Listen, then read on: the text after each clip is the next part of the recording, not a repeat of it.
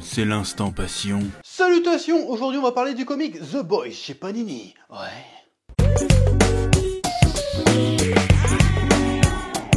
Vous connaissez très certainement la célèbre série de super-héros disponible sur Amazon Prime Video. Il est temps pour vous de découvrir le comics dont il s'agit de l'adaptation. Retrouvez les personnages de Huey, Butcher, le Protecteur dans leurs aventures originales en comics écrits par le génie Garth Ennis. Au menu, de l'hyperviolence, de la parodie, de la vulgarité et pas de panique, vous ne risquez pas de vous spoiler la série vu que la série prend une direction bien différente et vous en rendrez compte à la lecture. Vous pouvez découvrir ou redécouvrir The Boys, le comics, dans un format poche à moins de 10 €. Les deux premiers tomes sont sortis en avril et en juin et le prochain sort le 11 septembre, le numéro 3. Et attention les fameux, ouais. Vous êtes fan de comics? Vous êtes fan de super-héros? Eh ben j'ai quelque chose à vous dire. Vous n'êtes pas prêt pour The Boys, oui. C'était l'instant passion. Ouais. En 2022 est apparu pour la première fois dans le chapitre 1044 de One Piece l'ultime a priori transformation de Luffy, le fameux Gear 5, en profitant au même moment pour révéler le véritable nom du Gomu Gomu no Mi, qui est en réalité le Ito Ito no Mi forme Nika. Luffy se change alors en dieu du soleil Nika avec un corps totalement malléable à volonté et capable de tordre la physique et son environnement tel un personnage de cartoon. Une transformation et un plot twist qui a divisé un temps les fans du manga. Rebelote en 2023 lorsque le Gear 5 est révélé dans l'adaptation animée. Les débats entre les fans satisfaits du Gear 5 et de la symbolique de liberté totale qu'il incarne, et ceux qui considèrent que c'est beaucoup trop cartoonesque et ridicule, et que ça décrédibilise totalement Luffy et transforme One Piece en vaste blague. Au cœur des débats, une phrase prononcée par Oda sera reprise un petit peu partout sur la toile à propos de ses ambitions et de ses objectifs avec le Gear 5. J'ai dessiné le Gear 5 comme une énorme blague, sachant que mes lecteurs seraient dégoûtés par ça. Les mangas de combat deviennent de plus en plus sérieux quand ils suivent les attentes des lecteurs. Je déteste ça, je ne veux pas que mon manga soit trop sérieux. Alors je me suis amusé à le faire avec le combat contre Kaido. Les mangas de combat doivent devenir de plus en plus sérieux pour répondre aux attentes des lecteurs, et honnêtement je déteste cela. Je ne veux absolument pas que mon travail devienne un manga sérieux comme celui-là. Et il y a énormément de gens qui ont compris avec ces phrases d'Oda que selon eux, Oda ne considérait pas One Piece comme étant un manga sérieux. Mais qu'en est-il vraiment ? Parce que considérer One Piece comme un manga simplement léger et fun, alors qu'au travers des quasi 1200 chapitres au moment où je vous parle, nombre de sujets extrêmement sérieux ont été abordés dans One Piece. L'esclavage, l'exclusion, la lutte des classes, la tyrannie, la famine, la guerre, la censure, la peur de l'échec, la peur de l'abandon, le deuil et j'en passe. On ne peut pas décemment croire Oda lorsqu'il nous dit qu'il ne veut pas faire de One Piece un manga sérieux. Et pourtant, il a raison. One Piece n'est pas un manga sérieux. En tout cas, pas tout à fait. Alors, qu'est-ce qu'on veut dire? Qu'est-ce qu'on entend quand on dit manga sérieux? Par exemple, prenons le manga Shingeki no Kyojin. Pour moi, on peut clairement le considérer comme étant un manga sérieux.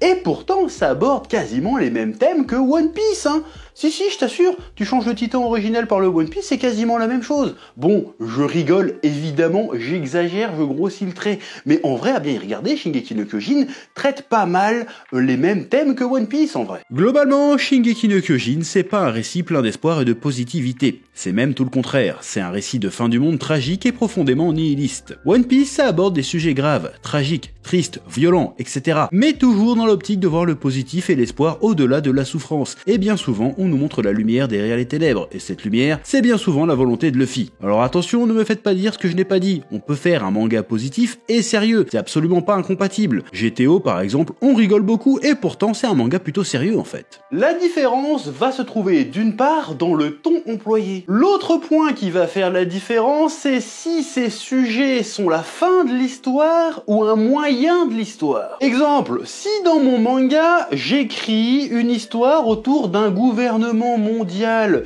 tyrannique qui cache la véritable histoire du monde au peuple dans le but de recevoir leur domination totale sur le monde entier et qui alimente la haine contre une partie de la population juste pour légitimer leur influence en fait. Est-ce que j'ai écrit sur ce thème parce que j'ai envie de creuser la question et de faire réfléchir le lecteur et aussi moi-même sur notre rapport au pouvoir et au système? Ou est-ce que j'ai choisi d'écrire là-dessus parce que putain ça fait des péripéties de fou et des révélations de bâtards? En gros, est-ce que je veux réellement traiter le sujet ou je vois surtout l'aspect divertissement du sujet? J'ai personnellement l'impression qu'un manga comme Shingeki no Kyojin va chercher à traiter le sujet dans tous les sens. Eren va chercher à comprendre le pourquoi du comment le monde est devenu tel qu'il est, et va tenter de trouver un meilleur modèle, etc. Alors que dans One Piece, je vois mal Luffy réellement se poser et s'arrêter sur ces questions-là. Ça va lui prendre la tête, il va taper tout le monde, et ce sera la liberté pour tout le monde. Je ne suis pas en train de dire que One Piece est un manga superficiel qui n'a aucun propos, mais pour moi, Oda écrit très clairement son histoire avec comme but numéro 1 de proposer du divertissement et de l'aventure à ses lecteurs. Je suis convaincu que si Oda trouve qu'un sujet peut être source de divertissement et d'histoire à raconter, il l'abordera, pas par conviction ou idéologie, mais parce que ça rendra son histoire meilleure. Le thème servira l'histoire. Alors que pour Shingeki no Kyojin, pour rester dans cet exemple, j'aurais tendance à penser que c'est l'inverse, c'est l'histoire qui sert le thème. C'est pour ça que je peux tout à fait comprendre qu'on ne puisse pas considérer One Piece comme étant un manga totalement sérieux. Mais attention, me faites pas dire ce que j'ai pas dit, ce n'est pas parce qu'un manga n'est pas totalement sérieux qu'il est pour autant superficiel et stupide. One Piece est une œuvre d'une profondeur et d'une richesse folle, qui propose bien évidemment plusieurs niveaux de lecture, mais toutes ces thématiques sérieuses sont au service de l'aventure et du divertissement. Bon, en vrai, tout ça c'est bien beau, mais en réalité, Oda il parlait pas vraiment de ça lorsqu'il disait qu'il voulait pas faire un manga trop sérieux. Bon, déjà à l'époque, bon nombre de tweetos ont partagé une citation tronquée, qui provient d'une interview croisée qui a été publiée en 2022 dans le Weekly Shonen Sunday entre Eiichiro Oda et Gosho Aoyama, l'auteur de Détective Conan. Donc c'était une rencontre, une discussion entre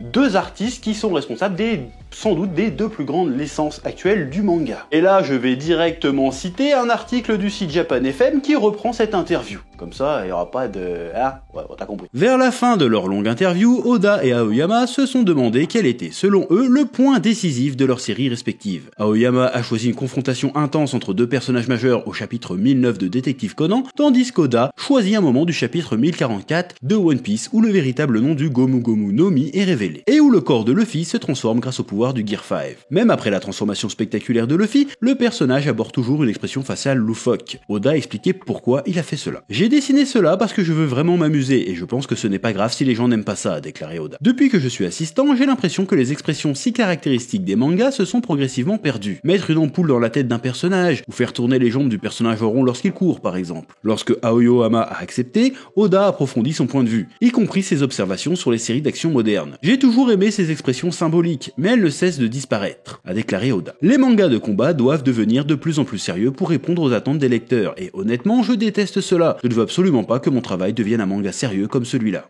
En gros, il parlait surtout de l'aspect graphique du manga, que le côté exagération très typique du manga a tendance à disparaître plus on avance dans le temps, et qu'il trouvait ça très dommage. Bon, normalement avec l'article t'avais très bien compris, mais bon, je réexplique pour les trous du fond qui dorment, on sait jamais. Je me suis servi de cette polémique qui date un peu pour aborder la notion de manga, d'œuvre sérieuse ou non. Voilà, au travers notamment de la façon d'exploiter les différents thèmes abordés. Mais ce que dit Oda sur la partie graphique, ça fait aussi partie du sujet. Pour reprendre l'exemple de Shingeki no Kyojin, si lors du grand terrassement, les gens s'enfuyaient en courant comme Bugs Bunny ou Speedy Gonzales, l'aspect cauchemardesque serait beaucoup plus atténué, voire inexistant. Une fois encore, ça va être une question d'intention. L'intention du grand terrassement, c'est de susciter l'effroi, la terreur, donc on va le représenter sérieusement. Et pour ce qui est du combat contre Kaido, même si c'est un combat plein d'enjeux et d'émotions, c'est aussi un combat dans lequel Kaido et Luffy s'amusent pour différentes raisons. Leur combat raconte des trucs, mais est aussi là pour le spectacle et le divertissement. Et je rappelle que le pouvoir de Luffy de base, c'est d'être un homme élastique, et là il affronte un dragon géant alcoolique. Comment tu veux pas qu'il y ait un aspect fun au combat ? Alors certes, ces dernières années, on n'a pas vraiment l'habitude de voir des combats où le curseur fun est autant poussé à fond. En tout cas pour ce qui est des combats final d'arc, on s'attend pas à ce genre d'affrontement. Parce que les combats du début de Dragon Ball, c'était clairement dans le même délire. Oda prend un vrai parti pris artistique qui fait sens à la fois avec sa vision du manga et avec les principaux thèmes de son œuvre. One Piece n'a peut-être pas pour ambition d'être un manga sérieux, mais ce qui est sûr en tout cas, c'est que Oda prend son art, lui, très au sérieux. Bon, j'ai pas trouvé de vraie conclusion, mais je trouve que cette dernière punchline, elle pète. Abonne-toi. Ouais.